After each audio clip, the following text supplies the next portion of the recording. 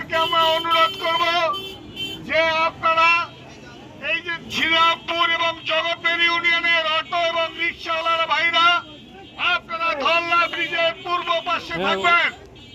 মাউড়া জংলা ইউনিয়নের রিক্সা এবং অটোওয়ালা ভাইরা আপনারা কলেজ গভর্নমেন্ট কলেজের সামনে থাকবেন। বুড়িমারি ইউনিয়নের রিক্সা অটো শ্রমিক ভাইরা আপনারা আন্তজেলা মোড়ে থাকবেন। দহগ্রাম কুশিবাড়ির রিক্সা এবং অটো ভাইরা আপনারা বাইপাস মোড়ে থাকবেন। বাজারে অযথা রাস্তায় কোনো রিক্সা অটো দাঁড় করানো যাবে না।